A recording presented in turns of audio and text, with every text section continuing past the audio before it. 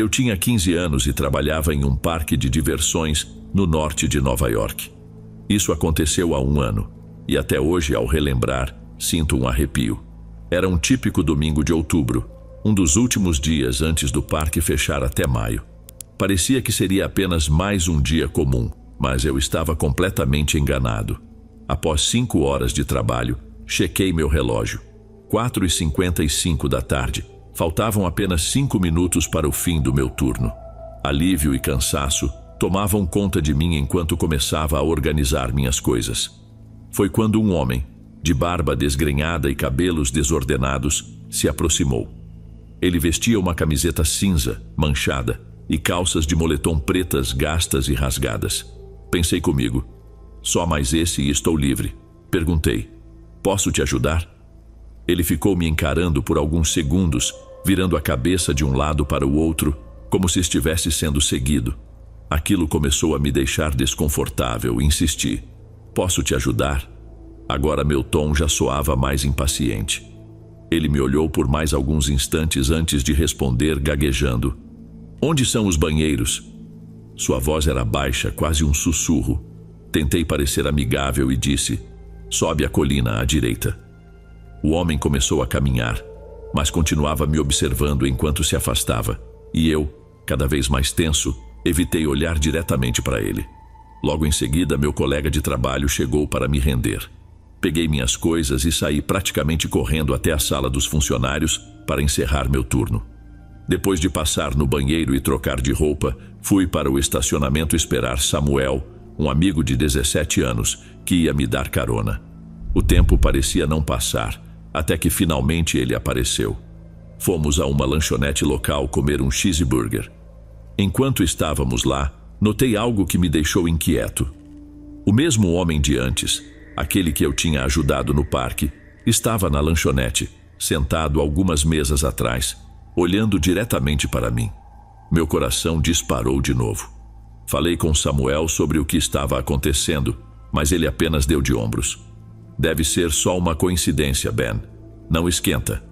Certo, respondi, embora eu estivesse longe de ficar tranquilo. Depois do jantar, voltamos para o carro e começamos a viagem de volta para casa, que durava cerca de 35 minutos. No primeiro semáforo em que paramos, meu coração pulou outra vez.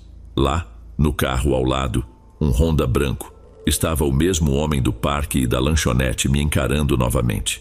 Falei com Samuel e ele começou a ficar um pouco preocupado. Quando chegamos na nossa rua, demos algumas voltas no quarteirão, só para garantir que ele não estava nos seguindo. Tudo parecia seguro, então Samuel me deixou em casa. Minha mãe e minha irmã tinham ido ao shopping e meu pai estava viajando a trabalho, o que me deixou sozinho naquela noite. Mal tinha deitado na cama quando ouvi um som vindo da janela. Levantei devagar e olhei para fora. O que vi me deixou completamente arrepiado. O homem estava lá, no meu jardim, olhando diretamente para minha janela, com um sorriso no rosto. Peguei o telefone imediatamente e liguei para o 911. Mas quando a polícia chegou, ele já tinha desaparecido. Depois disso, pedi demissão do parque assim que ele fechou para o inverno. Desde aquele dia, nunca mais vi o homem. Essa é uma lembrança que ficará comigo para sempre.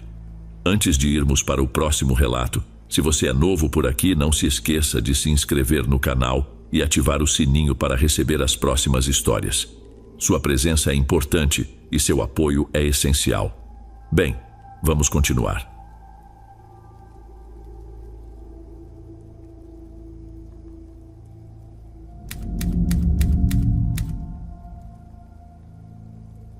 Estava fazendo um turno noturno na lanchonete onde já trabalhava há 1 ano. Era uma noite de tempestade, e dias assim geralmente trazem menos clientes, já que ninguém quer dirigir na chuva. Eu esperava um turno tranquilo e foi isso que aconteceu na maior parte do tempo. Minha jornada ia até meia-noite. Lá pelo fim do expediente, entrou um casal. Ele parecia ter uns 40 anos, enquanto ela aparentava estar na casa dos 20. Assim que entraram, me lançaram um olhar e eu fui recebê-los perguntando para quantas pessoas era a mesa. Só para 2, responderam. Então os levei até uma mesa. Eles demoraram um tempo para fazer o pedido e reparei que falavam bem baixo entre si. Quando finalmente pediram, o homem começou a puxar assunto comigo. Sou do tipo que conversa muito, o que sempre me ajudou nesse ramo de hospitalidade. Então não hesitei em engatar um papo com eles, já que a noite estava calma. A jovem mulher falava bem pouco. O homem comandava quase toda a conversa, então acabei focando mais nele. Não me lembro exatamente de tudo que foi dito, mas algo que ficou marcado foi quando ele perguntou: "Você mora sozinha?" Eu realmente morava sozinha e ainda moro. Respondi sinceramente, contando que minha casa ficava a uns 10 minutos ao norte, numa estrada tranquila e meio sem graça. Naquele momento, não achei a pergunta estranha, só um pouco curiosa. Mas como ele estava acompanhado da mulher, nem passou pela minha cabeça que pudessem ser uma ameaça. Fiz algumas piadas sobre estar presa naquele trabalho para sempre e depois saí da mesa. Cerca de 45 minutos depois, eles terminaram e foram embora. Passada mais uma hora, estávamos fechando o local. Me despedi dos colegas e corri para o carro tentando não me molhar mais do que o necessário. A chuva ainda caía forte. Dirigi com calma por causa das condições climáticas. Quando cheguei em casa, corri direto para a porta da frente e entrei. Nem percebi que os carros dos outros moradores não estavam no estacionamento. Minha casa ficava no andar do meio de uma residência que tinha 3 apartamentos. Havia uma entrada lateral com escadas que levavam aos 3 andares. Como eu morava no primeiro andar, entrei diretamente pela porta da frente. Coloquei as chaves e minhas coisas no balcão da cozinha, quando de repente ouvi batidas frenéticas na porta. Já passava da 1 da manhã. Não sabia quem poderia ser, talvez algum dos outros moradores. A casa tinha 2 portas, uma de vidro e uma interna, ambas sempre trancadas por segurança. Abri a porta interna e do outro lado da porta de vidro vi uma garota encharcada vestindo um suéter cinza com o capuz cobrindo parcialmente seu rosto. Ela começou a implorar através da porta para que eu a deixasse entrar e usasse o telefone. Antes de fazer qualquer coisa, tentei entender o que estava acontecendo. Perguntei se ela estava perdida. Ela respondeu que um homem estranho estava a seguindo e precisava de ajuda. Algo nela me parecia estranhamente familiar. Perguntei quem era o homem e onde ele estava. Ela virou de costas e disse: "Eu não sei." Continuou implorando para que eu abrisse a porta, até tentou forçar a entrada sozinha. Foi então que percebi de onde a conhecia. Ela parecia ser a garota que estava no restaurante com aquele homem. Perguntei diretamente: "Você não estava no meu restaurante antes?" Ela não respondeu, talvez nem tenha me ouvido. De repente, ela começou a surtar, batendo na porta e falando: ali está ele!" Olhei além dela em direção à rua e vi um homem grande se aproximando da casa, andando lentamente. Conforme ele chegava mais perto, a garota me olhava com uma expressão de confusão, como se não entendesse por que eu ainda não tinha aberto a porta. O homem se aproximou o suficiente para que eu confirmasse. Era o mesmo do restaurante, e aquela garota era a que estava com ele. Acho que ela notou o momento em que reconheci os dois, pois se virou para ele e falou: "Vai." Imediatamente o homem começou a correr em direção à porta, e eu rapidamente bati a porta interna e a tranquei. Não ouvi nenhum som de batida ou tentativa de forçar a porta, e eu não iria arriscar abrir para verificar se eles ainda estavam lá. Fui até a escada, pensando em bater na porta do morador do andar de cima. Cada apartamento tinha sua própria porta isolando a escada. Depois de bater várias vezes, ninguém respondeu. Fiz o mesmo na porta do andar de baixo, mas também sem sucesso. Foi então que olhei pelas janelas e percebi que os carros dos outros moradores não estavam no estacionamento naquela noite. Eu estava sozinha. Voltei para o meu apartamento e tranquei a porta da escada. Minha mente estava em turbilhão tentando encontrar explicações. A conclusão mais provável era que tudo isso era uma armadilha, uma forma de me forçar a abrir a porta para eles me roubarem ou algo pior.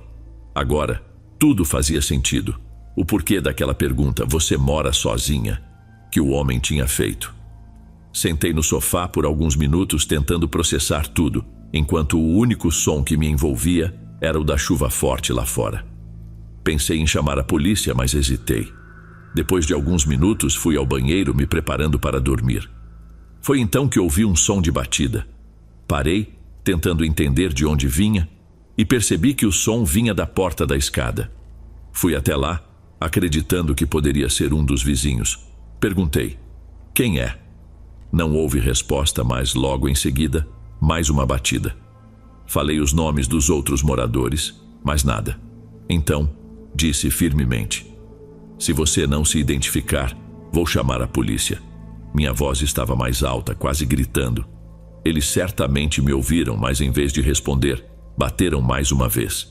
Desesperada, falei: o que você quer? E com uma calma perturbadora, uma voz respondeu: seu sangue em mim. Corri para o meu quarto, tranquei a porta e liguei para a polícia. Enquanto falava ao telefone, me escondi no armário. Fiquei lá, ouvindo o som da chuva, do vento e dos trovões lá fora, cada ruído me deixando ainda mais nervosa. Cada pequeno som dentro da casa me deixava em alerta. Foram os 10 minutos mais longos da minha vida, até que a polícia me avisou para destrancar a porta da frente. Eles fizeram um relatório, verificaram o quintal da frente e o de trás, e sugeriram que eu passasse algumas noites em outro lugar. Segui o conselho, e enquanto eles ainda estavam lá, fiz as malas rapidamente e fui para a casa dos meus pais passar a noite. No dia seguinte, voltei para casa. Houve uma batida na porta da escada, mas desta vez era realmente o meu vizinho do andar de cima. Abri a porta e ele apontou para ela, perguntando: o que é isso? Fiquei paralisada de horror quando vi uma mensagem escrita com marcador: obrigada pelo serviço, Beth. Eu não consegui ficar naquela casa depois disso. Passei algumas semanas na casa dos meus pais até que as coisas se acalmassem um pouco. No mês seguinte, arranjei um novo apartamento ali perto. Era melhor prevenir do que remediar. Se estiver gostando dos relatos, já deixa o seu like. Isso ajuda demais o canal. Bem, vamos continuar.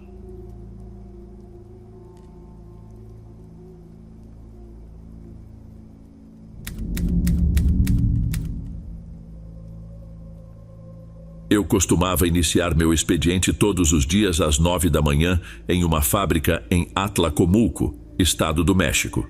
Já estava há um bom tempo trabalhando como auxiliar contábil, mas naquela fria segunda-feira de novembro, decidi chegar mais cedo para tentar sair antes. Cheguei por volta das 7 da manhã. Assim que entrei, o vigilante, um senhor simpático de uns 60 anos, me cumprimentou com um sorriso e disse: o que aconteceu? Todo mundo acordou cedo hoje? Aquilo me deixou confusa e perguntei por que ele estava dizendo isso. Ele respondeu que Gustavo, o gerente de recursos humanos e marido de uma amiga minha, já estava lá trabalhando desde a madrugada. Isso não fazia sentido. Eu sabia que Gustavo não podia estar lá porque na sexta-feira anterior ele havia sofrido um acidente terrível. Ao perder o controle do carro em uma curva, o veículo despencou no lago. E quando os bombeiros o encontraram, já era tarde demais. Ele se afogou. Contei isso ao vigilante, mas ele não acreditou e até ficou um pouco irritado, achando que eu estava brincando com um assunto sério. Com essas coisas não se brinca, ele disse. E além do mais, você está vendo a luz acesa no escritório dele, certo?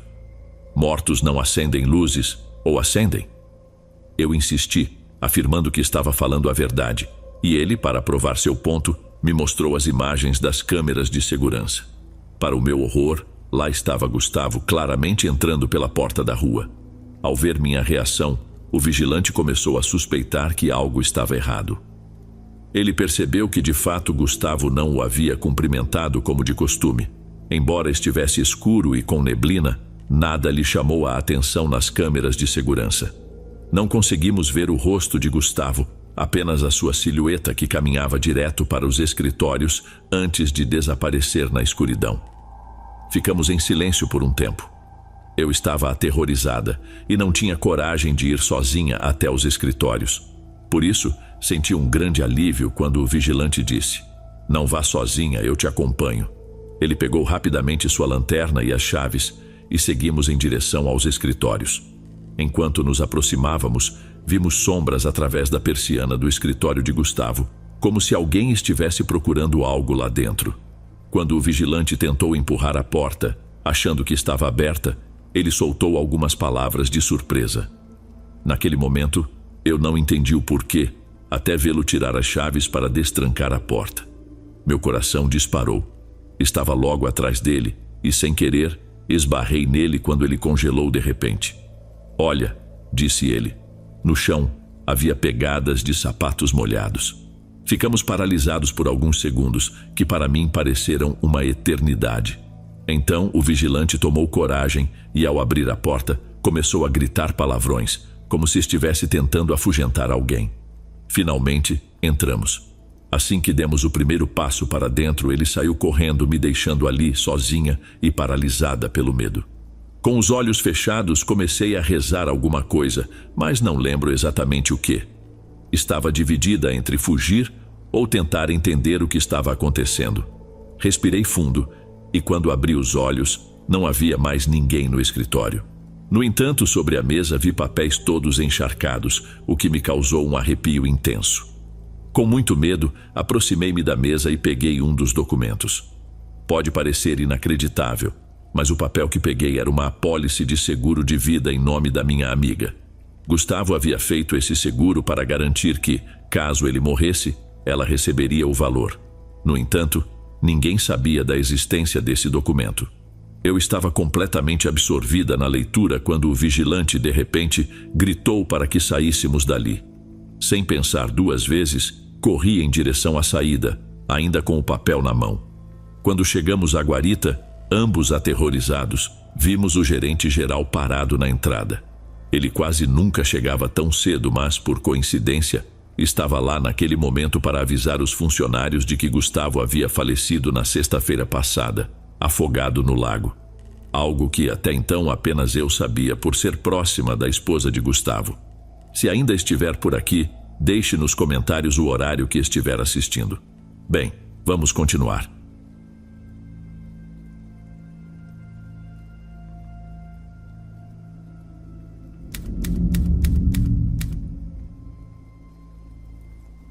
Boa noite a todos. Me chamo Valéria e a história que vou compartilhar com vocês aconteceu há cerca de uma década, quando ainda era estudante. Foi nessa época que comecei a notar algo estranho.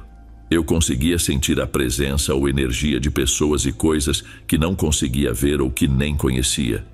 Tive muitas experiências sobrenaturais ao longo desse tempo, e com o passar dos dias, vou contar todas elas. Mas hoje quero focar numa história específica, a que chamo de A Casa Vermelha. Esse era o nome que minha irmã e eu demos para ela. Eu estava quase terminando a graduação em Química Farmacobiológica e, na época, morava com Dona Clara, uma senhora de força incrível que me tratava como filha. Hoje em dia, acredito que ela nos protege lá do céu. Minha família vem de uma vila no leste de Michoacán, onde antigamente era comum sair para estudar e buscar uma formação. Quando eu estava quase terminando meus estudos, minha mãe me avisou que minha irmã mais nova viria morar comigo para cursar o ensino médio.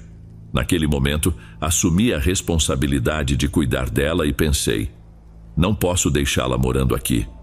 O quartinho que eu alugava com a senhora tinha outros inquilinos e não parecia ser o lugar ideal para minha irmã.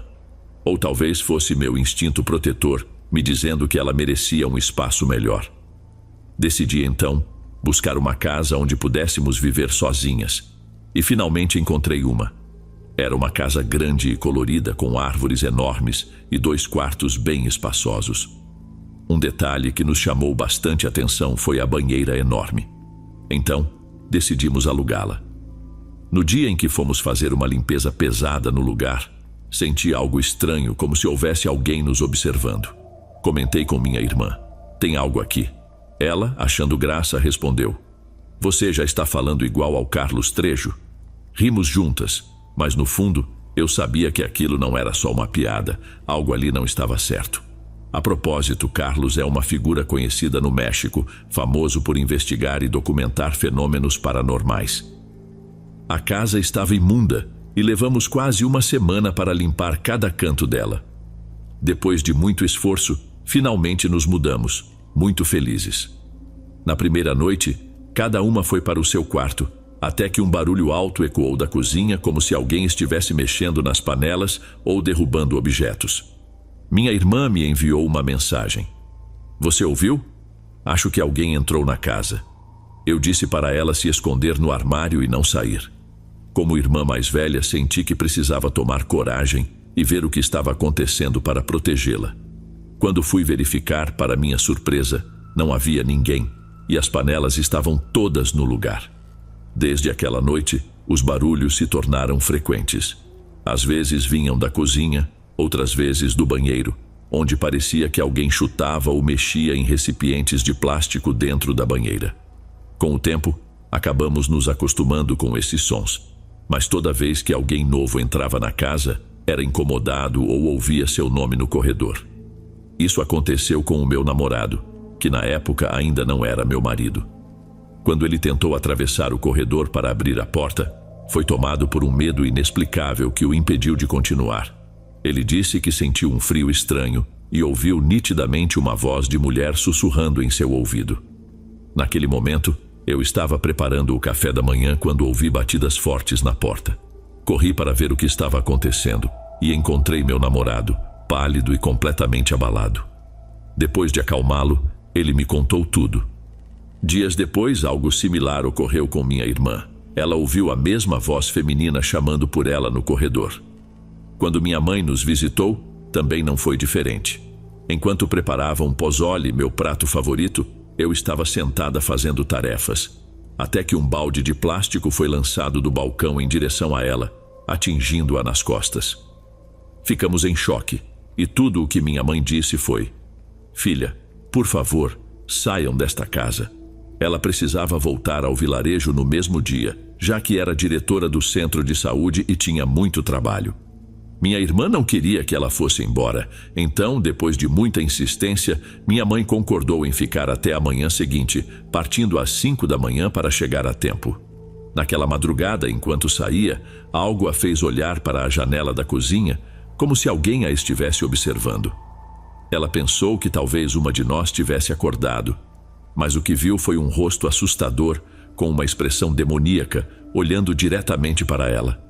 Naquele momento sei que minha mãe quis nos levar com ela, mas sabia que se nos acordasse, não conseguiria nos convencer a ir.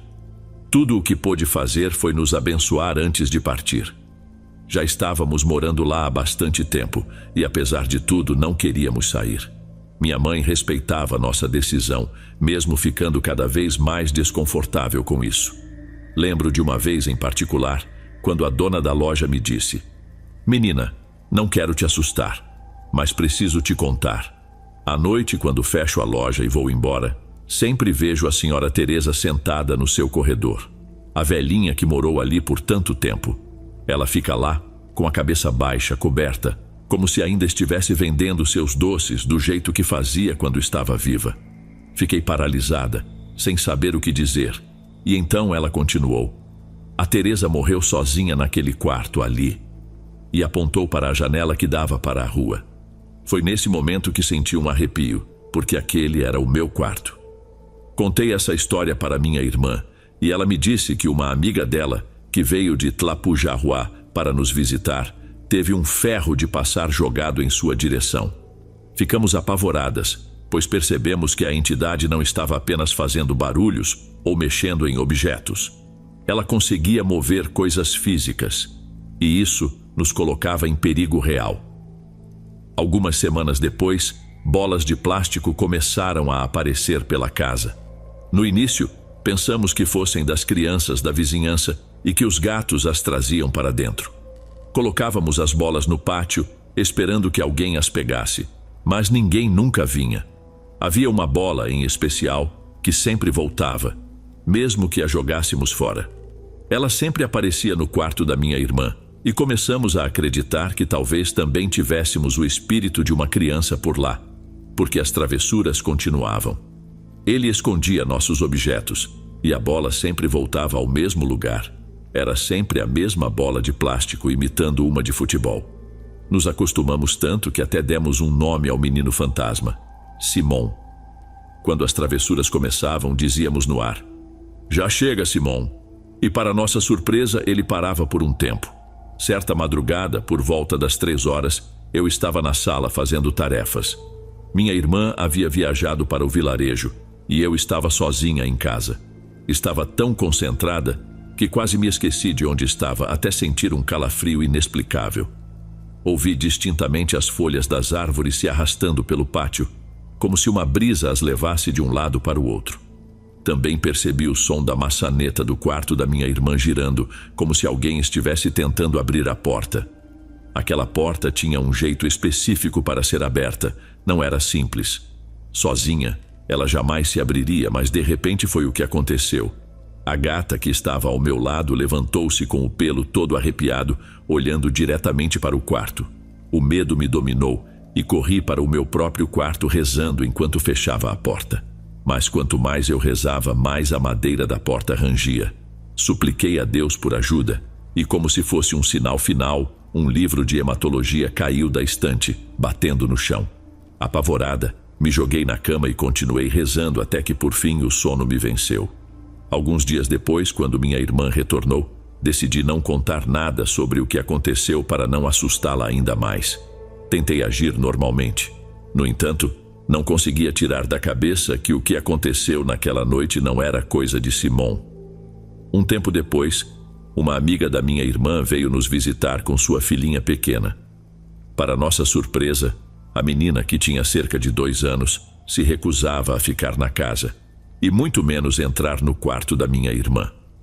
Ela pediu à mãe para ir embora, dizendo que não gostava do lugar e se recusava a entrar naquele quarto. Mesmo com minha irmã insistindo para que ela brincasse com seus bichos de pelúcia, a menina começou a chorar até que finalmente foram embora. Minha irmã e eu pensamos que talvez a menina tivesse visto Simon, já que dizem que crianças veem o que nós não conseguimos. Morávamos no mesmo terreno que outra casa, e quando os vizinhos se mudaram, tivemos a sensação de que estávamos completamente sozinhas. A casa ao lado era distante, cercada por um muro alto. A sensação de isolamento só aumentava. Naqueles dias, nossa família nos visitou e, animadas com a companhia, saímos para comprar refrigerante para o almoço em família, como é comum nos vilarejos.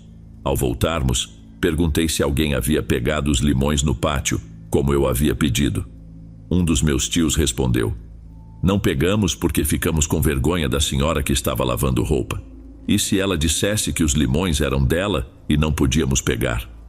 Aquilo me deixou confusa, pois não havia mais ninguém morando na casa ao lado. Expliquei que a casa estava vazia, sem moradores. Meu tio, com muita certeza, afirmou: "Filha, eu vi uma senhora mais velha lavando roupa. Ela estava de avental e tinha o cabelo curto."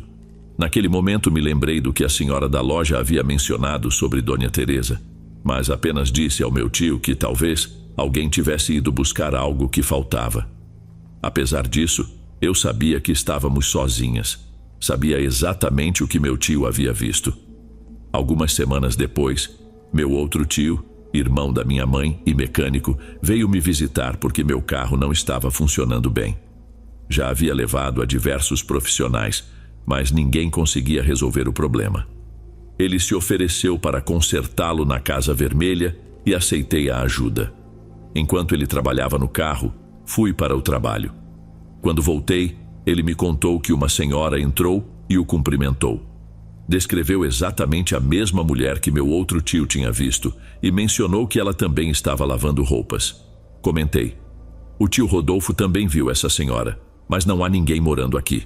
Ninguém deveria entrar." Ele, convicto, respondeu: Não era um fantasma. Era uma senhora de verdade, ela até falou comigo." Mais uma vez não soube o que dizer. Os dias, as semanas e até os meses se passaram, e continuamos vivendo naquela casa. Acostumamo-nos a eles, e acredito que eles se acostumaram conosco. Com o tempo, meu namorado e eu decidimos organizar melhor as coisas, e ele acabou se mudando para a casa. Ele notou todas as bolas espalhadas pelo local e decidiu dá-las para as crianças da vizinhança, incluindo a bola especial, a de Simon. Foi o pior erro que ele poderia ter cometido. Depois disso, a atividade na casa se intensificou. Barulhos ecoavam de todos os cantos, e algo que realmente me assustou aconteceu. Ouvi uma voz me imitando. Certa vez apaguei todas as luzes da casa antes de ir dormir. Entrei na sala onde estava minha gata e disse: "Olá, meu amor", antes de desligar a última luz que iluminava um pouco o ambiente. Para meu espanto, na escuridão, uma voz respondeu: Meu amor, com o tempo percebemos que Simon estava zangado, e a maior parte dos fenômenos se dirigia ao meu marido. Ele era quem ouvia e sentia quase tudo. Depois de algum tempo, fiquei grávida. Já havia concluído minha faculdade e me formado. Então, pedi demissão do meu trabalho no laboratório clínico, pois temia que o bebê pudesse ser afetado pelas amostras com as quais eu lidava. Decidi me dedicar completamente à casa e à minha gravidez. Meses se passaram e as entidades não nos incomodavam tanto quanto antes. O ponto culminante ocorreu pouco antes do nascimento do bebê. Em uma noite, apaguei as luzes da sala e ouvi o som de uma ambulância. No entanto, parecia que vinha do pátio. Ao olhar, percebi que os novos vizinhos tinham chamado uma ambulância para uma mulher que estava passando mal. A coisa toda fez sentido quando me contaram o motivo. A mulher havia tido um ataque de pânico, com uma crise de ansiedade tão forte que a ambulância precisou levá-la. Depois que tudo terminou, apaguei a última luz da sala e quando estava indo para o meu quarto, algo me fez parar. Diante de mim, uma silhueta escura se destacava na escuridão da noite. Seja lá o que fosse, começou a vir na minha direção. O medo me dominou, e minha bebê que estava no meu ventre começou a se mexer cada vez mais conforme aquela entidade se aproximava. A criatura caminhava de forma desajeitada, mas parecia crescer a cada passo. Desesperada, tentei acender a luz, mas meus dedos não encontravam o interruptor. Quando finalmente consegui, a figura sumiu instantaneamente. Quando minha filha nasceu, o medo voltou. Eu não queria que aquelas presenças, fossem elas o que fossem, estivessem perto dela. Foi aí que decidi. Era hora de sair daquela casa. Mas antes de irmos embora, tirei algumas fotos do meu marido com nossa filha. Sem querer, acionei o modo contínuo da câmera, aquele que captura várias imagens de uma vez só. E lá estava Simon. Pela primeira vez, ele apareceu, real e visível, logo atrás dos dois, encarando a câmera. Das várias fotos que tirei, ele só apareceu em uma. Simon era real, ou o que quer que estivesse se passando por ele.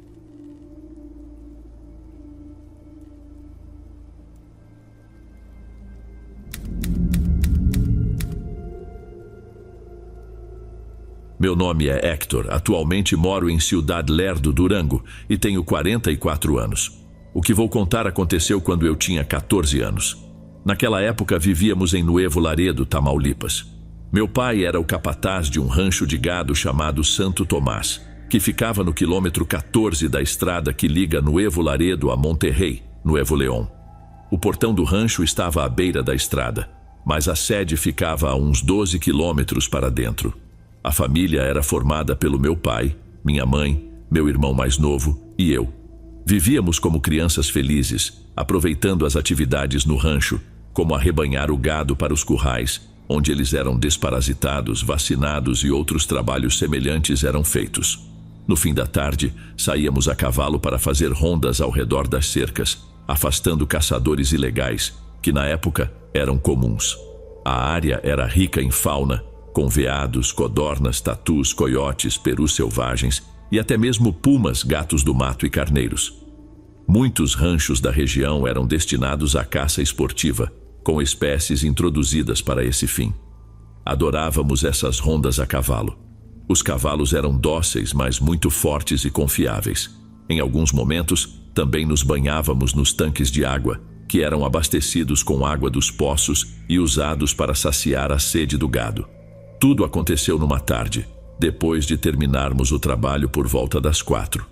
Era fim de setembro e o patrão, Sr. Esteban, havia acabado de pagar os salários dos empregados, incluindo o do meu pai. Ele falou para a minha mãe se preparar, pois iam a Laredo fazer as compras do mês. Ela, animada, logo preparou a lista de compras e colocou o dinheiro no bolso. Nós, crianças, aproveitamos a ocasião e, como sempre cúmplices nas travessuras, planejamos pedir ao nosso pai que nos deixasse fazer as rondas pelas trilhas. Na verdade, o que queríamos mesmo era galopar com os cavalos até voar, como dizíamos. Quando eles atingiam a máxima velocidade, abríamos os braços fingindo que éramos pássaros. Depois de muita insistência, conseguimos que nos deixassem. Meus pais seguiram de caminhonete e nós, Super felizes, preparamos os cavalos e partimos para uma tarde que prometia ser muito divertida. Depois de terminar a ronda, resolvemos parar em um dos tanques para dar um mergulho. Aquele tanque tinha cerca de 3 metros de profundidade, mas sabíamos nadar bem, então não havia problema. Levamos tudo o que precisávamos para nadar e o tanque ficava a aproximadamente 3 quilômetros do rancho. Amarramos os cavalos em um mesquite grande que estava por perto e logo estávamos na água, nos divertindo, rindo e brincando. Em um momento saí da água e me deitei à beira do tanque para secar. Mal percebi que os sons típicos do campo tinham sumido por completo. Não havia canto de pássaros, nem o som de insetos ou grilos. De repente, os cavalos começaram a se agitar. Eles puxavam as rédeas e bufavam. Sabíamos que os cavalos só bufam quando sentem o cheiro de grandes predadores, como pumas ou ursos, que poderiam atacá-los. Meu irmão também notou isso e rapidamente saiu da água. Sem trocarmos palavra, vestimos nossas roupas, sem nem nos secarmos. Com muito esforço, conseguimos acalmar os cavalos o suficiente para montarmos. Nos entreolhamos, sabendo que era hora de voltar ao rancho. Meu irmão foi na frente e eu o seguia. Quando estávamos contornando uma curva no caminho, meu cavalo deu um salto tão violento que me fez quase cair, ficando pendurado em seu pescoço. O cavalo do meu irmão, por sua vez, se ergueu nas patas traseiras, bufando com as orelhas baixas e batendo as patas no ar com agressividade. Não sei como, mas consegui me ajeitar de volta na sela, e o cavalo, como se soubesse do perigo, disparou em uma corrida desesperada. Consegui apenas gritar para meu irmão: segure-se firme e não pare por nada neste mundo. Durante aquele galope frenético, olhei para trás e o que vi me fez gritar de puro terror. Quero deixar claro que mesmo com o sol já posto, havia luz o suficiente para eu saber que meus olhos não estavam me enganando. O que vi foi uma criatura bizarra. Tinha mãos longas, pernas curtas e a cabeça parecia uma mistura de cachorro e humano. Ela rosnava de uma forma assustadora, diferente de qualquer coisa que eu já tinha ouvido. E o pior, aquela coisa estava correndo atrás de nós, o que explicava o pavor dos cavalos. A criatura nos perseguiu até chegarmos ao rancho. Tínhamos 4 cães pastor alemão: Theo, Luke, Pancho e Billy.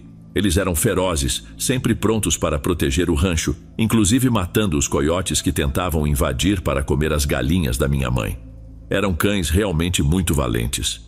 Quando chegamos ao rancho fugindo a toda velocidade, descemos dos cavalos e corremos para dentro de casa buscando proteção. A casa era feita de pedra, com tetos altos de madeira. Graças a Deus conseguimos fechar todas as portas e janelas a tempo.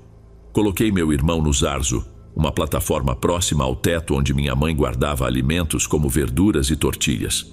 Lembro-me de dizer a ele: aconteça o que acontecer, não olhe para fora e não desça daqui. Fui em busca do rifle calibre 30-30 que meu pai escondia em um baú. Peguei-o, carreguei com 4 balas e fiquei atento a qualquer movimento. Espiei pela fenda de uma janela que não tinha vidro, apenas uma placa de metal, e vi claramente a criatura rondando a casa. O vento trouxe um cheiro horrível de animal morto. Ela arranhava as portas, feitas de madeira maciça, enquanto as grades de metal nas janelas ficaram tortas, de tanto que aquela coisa tentava entrar. Nossos cães, que normalmente eram valentes, uivavam à distância, furiosos, mas sem coragem de voltar para casa para enfrentar o que quer que estivesse ali. E posso garantir, esses cães dariam suas vidas por nós. Os cavalos desapareceram naquela noite, ainda com as selas e rédeas. Não sei quanto tempo ficamos cercados. Depois de um tempo, o silêncio tomou conta. Até que ouvimos o barulho das tábuas dos currais sendo quebradas, enquanto o gado, assustado, debandava. De repente, vi as luzes da caminhonete dos meus pais chegando. Os cães voltaram correndo com eles. Meu pai percebeu que algo estava errado quando encontrou os cães longe do rancho no caminho. Ao chegar, ele disparou sua pistola calibre 45 para o ar, como fazia sempre que havia perigo. Segundo ele, quando entraram na casa, me encontraram em transe com os olhos fixos na janela, segurando o rifle com força. Minha mãe estava desesperada, gritando pelo meu irmão, que ainda estava escondido no zarzo, onde eu o havia colocado. Meu pai teve que me dar tapas para me fazer voltar à realidade. Essa parte foi contada por eles, pois eu não lembro de nada. Naquela noite não conseguimos pregar o olho. Na manhã seguinte saímos para o pátio e vimos algo assustador.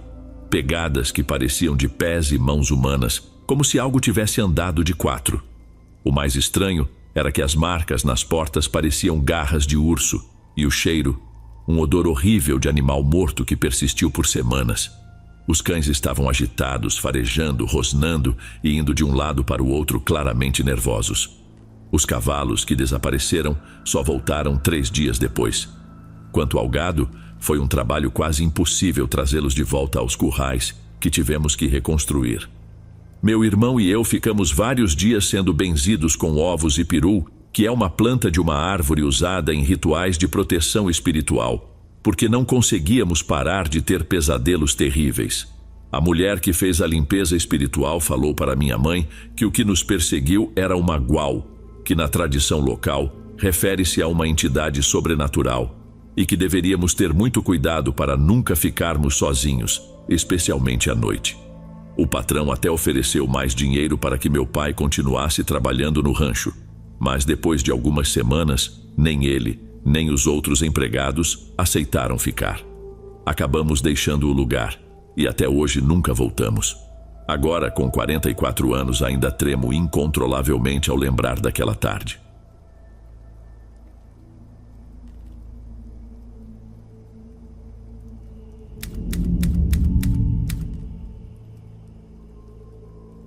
Essa história paranormal aconteceu comigo e com minha esposa no ano de 2009.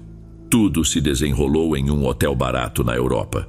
Meu nome é Ramon e minha esposa se chama Roberta. Naquele ano, estávamos recém-casados e decidimos passar 2 semanas de lua de mel na Europa, no inverno. A viagem foi incrível, mas no último dia, ao chegarmos ao aeroporto para pegar o voo de volta ao México, fomos informados de que todos os voos estavam cancelados devido a uma forte tempestade de neve. A previsão era de que os voos só seriam retomados após a tempestade, o que poderia levar até 2 dias. Com pouco dinheiro restante, apenas o suficiente para o período original da viagem, tivemos que procurar um hotel muito barato. Acabamos encontrando um perto do centro da cidade. Embora fosse bastante descuidado, era o que podíamos pagar. O hotel era antigo, com uma arquitetura colonial que o fazia parecer ainda mais velho e misterioso. Alugamos um quarto para essas 2 noites, subimos até o 3º andar e nos acomodamos. Desde o momento em que entramos no quarto, minha esposa começou a se sentir mal. Ela disse que seu humor tinha mudado de repente e que estava sentindo uma angústia inexplicável. Eu sugeri que saíssemos para espairecer, já que o hotel não era tão agradável quanto os que havíamos ficado antes, e imaginei que esse desconforto fosse causado por isso. Mas Roberta recusou, dizendo que estava muito frio e que não tinha ânimo para sair de lá. Passamos o dia todo no quarto, assistindo TV e descansando, pois estávamos bastante cansados da viagem. Minha esposa acabou adormecendo por volta das 8 da noite. Enquanto ela dormia, resolvi sair para procurar uma cafeteria e comprar algo para comermos, já que o hotel não oferecia esse serviço. Não quis acordá-la e saí sem avisar, o que percebo agora ter sido um erro. Encontrei uma cafeteria rapidamente, comprei alguns sanduíches e café e voltei ao hotel. Tudo isso levou cerca de 20 minutos. No entanto, quando entrei no quarto, encontrei minha esposa em um estado de terror absoluto. Ela gritou tão alto ao me ver que também me assustei. Pulando da cama, ela começou a tirar as cobertas desesperadamente, procurando por algo, com os olhos cheios de pavor. Assustado, perguntei o que estava acontecendo e ela, quase chorando, me respondeu com uma expressão de puro terror. Havia algo deitado aqui comigo. Estava ao meu lado, acariciando meu braço e se mexendo. Eu estava meio adormecida e não falei nada porque pensei que fosse você. Eu fiquei confuso. Olhei debaixo da cama e verifiquei o banheiro, mas sabia que ninguém poderia ter entrado, já que havia trancado o quarto ao sair. Não encontrei nada. Perguntei a ela se não poderia ter sido apenas um sonho, algo confuso entre o sonho e a realidade. E ao me ver entrar, acabou se assustando. Tentava encontrar uma explicação lógica e acalmá-la, mas ela insistia que não foi um sonho, que realmente havia sentido algo ao seu lado. Quando me viu entrando no quarto, o medo tomou conta dela, e foi por isso que reagiu daquela maneira. Eu não sabia mais o que dizer ou fazer. Acreditei nela, pois sempre confiei em minha esposa. Ela nunca mentiu sobre esse tipo de coisa e, na verdade, nem acreditava em eventos sobrenaturais ou gostava de histórias de terror. Não havia motivos para inventar algo assim, e o medo em seu rosto era real. Conheço minha esposa bem o suficiente para saber disso. Perguntei se ela gostaria de trocar de hotel, mas ela disse que não era necessário, que já estava mais calma e que eu não precisava me preocupar. Além disso, não tínhamos condições financeiras para mudar de hotel, já que o pouco dinheiro que restava havia sido gasto nas 2 noites ali. Jantamos, mas a comida parecia sem gosto, dada a tensão do momento. Eu me sentia mal vendo o desconforto da minha esposa. Ela não parecia a mesma, e pude perceber que algo definitivamente não estava bem. Depois do jantar, minha esposa sugeriu que deveríamos dormir, pois ela não queria mais ficar acordada. Acabamos adormecendo profundamente, mas no meio da madrugada fui acordado por minha esposa me sacudindo. Ela não dizia nada, apenas me movia. Perguntei o que estava acontecendo, e ela, com um sussurro, disse: "Olhe para o sofá. A parte mais perturbadora de toda a nossa experiência estava para começar." Em frente à cama, no canto do quarto, havia um sofá, e lá estava uma mulher muito idosa, com uma aparência assustadora, nos observando dormir. "Você está vendo?" Minha esposa perguntou com a voz baixa e tremendo de medo. Respondi que sim. Nós dois nos agarramos fortemente pelas mãos e pude sentir o corpo da minha esposa tremendo de forma intensa. Eu quis levantar e acender a luz para entender quem era aquela mulher, mas minha esposa me puxou de volta para a cama, temendo que algo me acontecesse. Foram os minutos mais longos de nossas vidas. Imaginem, deitados com uma velha de aparência horrível sentada no canto do quarto, nas sombras, observando cada movimento nosso. A tensão e o desespero aumentavam a cada segundo. Eu não sabia o que fazer. Meu maior medo era pela segurança da minha esposa. Tinha a certeza de que o que estávamos vendo não era deste mundo. Muito lentamente, cobri o rosto da minha esposa com o lençol e logo depois fiz o mesmo comigo. Ela começou a chorar, mas silenciosamente. Resolvi destapar o rosto para olhar, e quando fiz isso, a velha já não estava mais no sofá. Nesse momento, saltei da cama e acendi a luz. "Não tem mais ninguém", disse minha esposa. Ela se descobriu e começou a chorar descontroladamente. Eu a abracei e disse para arrumarmos nossas coisas, pois não íamos passar mais uma noite naquele lugar, mesmo que já tivéssemos pago pelas 2 noites. Minha esposa começou a fazer as malas imediatamente, sem hesitar e ainda chorando. Descemos até a recepção e contei ao atendente o que havia acontecido, pois queria ver se era possível recuperar o valor da 2ª noite. No fim, isso não foi possível. No entanto, ele foi muito empático e pediu desculpas, sugerindo que realmente deveríamos mudar de hotel, já que muitos fenômenos paranormais ocorriam naquele lugar. Ele explicou que por esse motivo os hóspedes raramente ficavam muito tempo no hotel. Eu, curioso, perguntei o porquê. Com o pouco inglês que ele falava, o jovem explicou que nos anos 40, o local era um complexo de apartamentos onde muitos judeus moravam.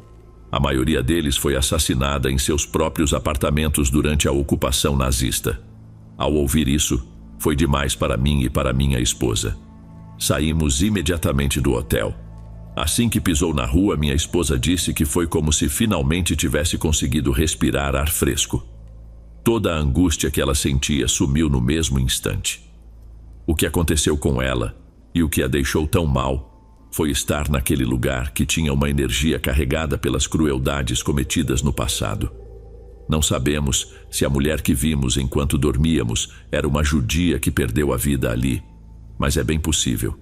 De verdade, não desejamos que ninguém passe por uma experiência assim. Não entendemos como conseguimos suportar a presença daquela entidade sem entrar em pânico. Uma lição que tiramos disso é: sempre investiguem bem os lugares onde vão se hospedar, especialmente o seu passado. Às vezes o barato pode sair muito caro.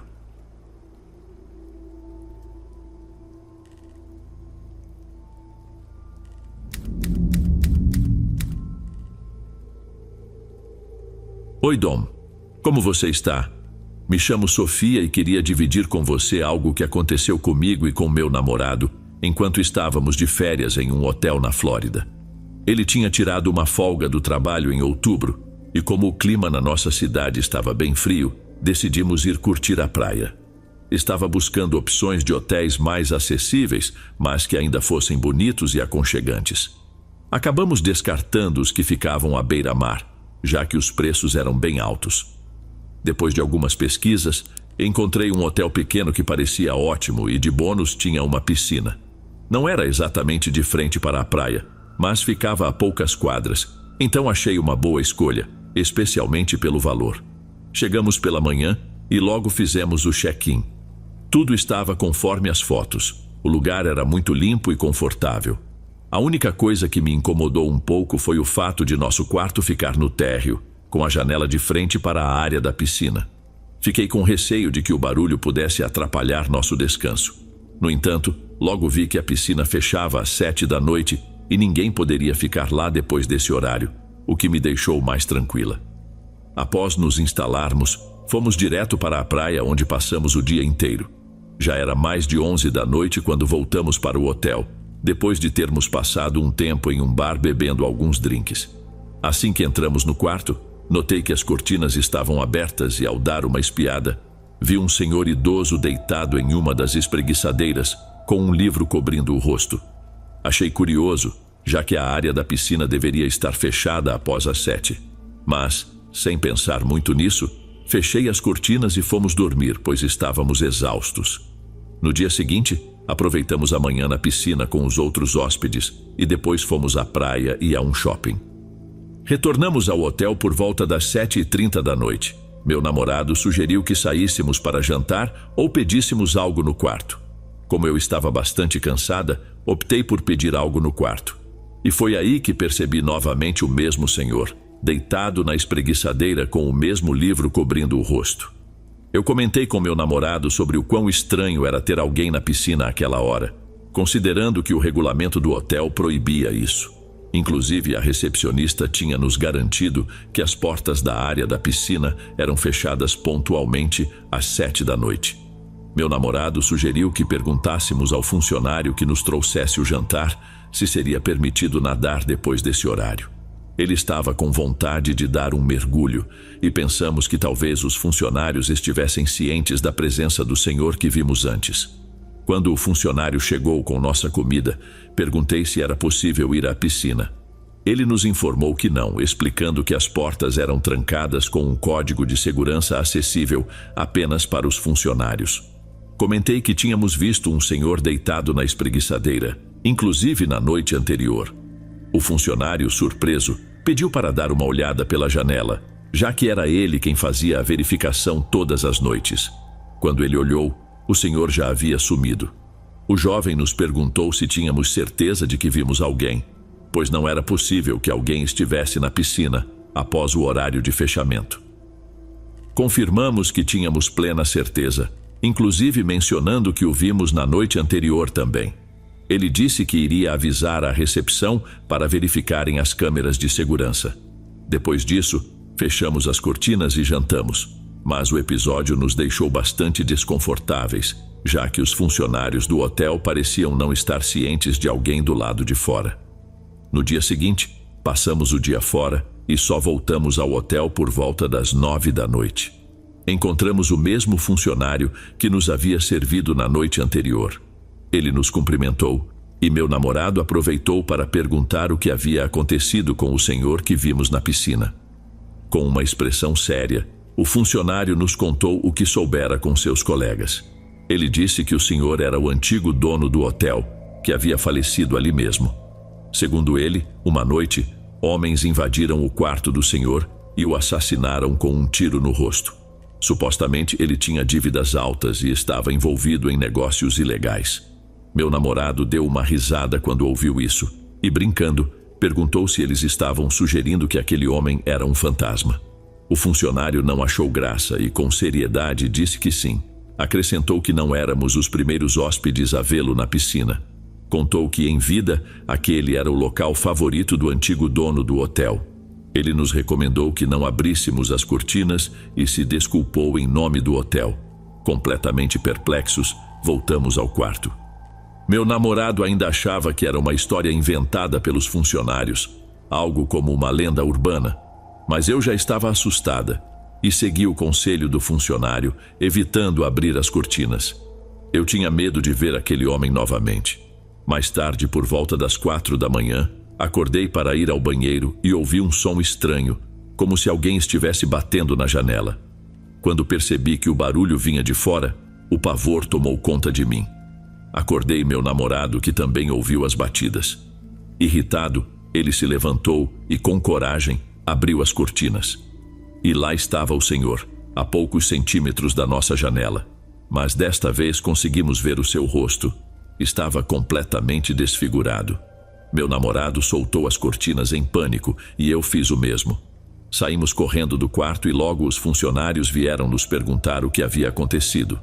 Meu namorado, ainda muito abalado, explicou o que vimos do lado de fora. Os funcionários ficaram sem reação. Apenas pediram desculpas repetidamente. Sabíamos que eles não tinham culpa e tentei acalmar meu namorado para que pudéssemos voltar ao quarto, arrumar nossas coisas e ir para outro hotel. Ainda não sei como consegui manter a calma depois do que vi. Aquele homem em tal estado foi o pior trauma que já vivi. Não vou entrar em detalhes por respeito à sua memória, mas a visão foi extremamente perturbadora, especialmente sabendo que aquele senhor já não estava entre os vivos. Voltamos para casa mais angustiados do que descansados. Quando contamos essa história para nossos amigos e familiares, muitos não acreditaram, o que eu entendo perfeitamente, porque é algo difícil de aceitar. Se isso tivesse acontecido com outra pessoa e me contassem, talvez eu também duvidasse. Mas agora sei que essas coisas são mais comuns do que imaginamos, especialmente em hotéis antigos. Eles carregam muita história, por onde passaram tantas pessoas, deixando suas energias, sejam elas boas ou ruins. E se você pensar em crimes que possam ter ocorrido nesses lugares, toda essa energia fica ali, revivendo momentos terríveis.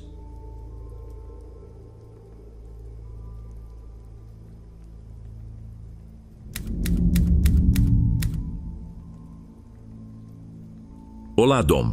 Meu nome é Tiago e quero compartilhar uma experiência que vivi alguns anos atrás.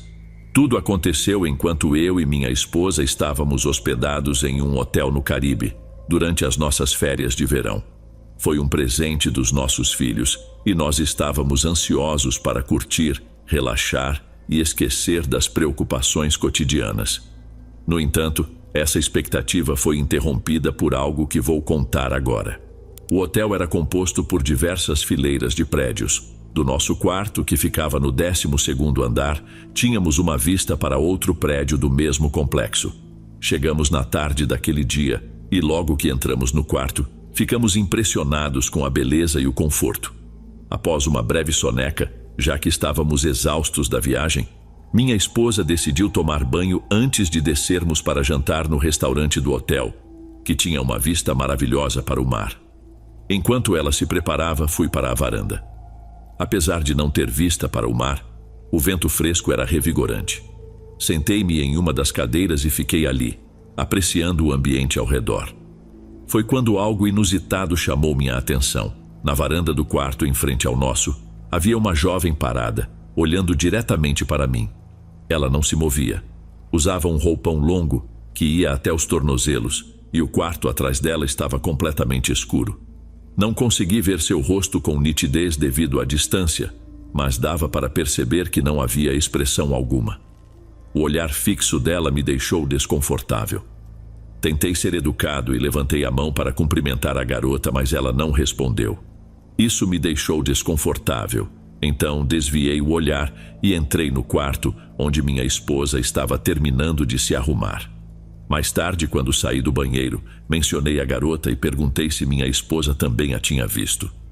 Ela respondeu que não, e que na verdade havia saído para a varanda para tirar algumas fotos e enviá-las para nossos filhos, mas não notou ninguém na varanda em frente. Sem dar muita importância ao assunto, descemos para jantar e aproveitamos a noite no restaurante. Voltamos ao quarto por volta da meia-noite. Minha esposa estava exausta e foi direto para a cama, mas como eu havia tomado algumas taças de vinho, não conseguia dormir. Resolvi ir novamente para a varanda pensando que o ar fresco talvez me ajudasse a relaxar. Olhei diretamente para o quarto em frente e, para minha surpresa, não havia ninguém lá. Sentei-me e comecei a relaxar, até que de repente ela estava lá novamente parada e me observando. Não conseguia entender como ela apareceu tão rápido, pois eu tinha acabado de verificar aquele local e não havia ninguém.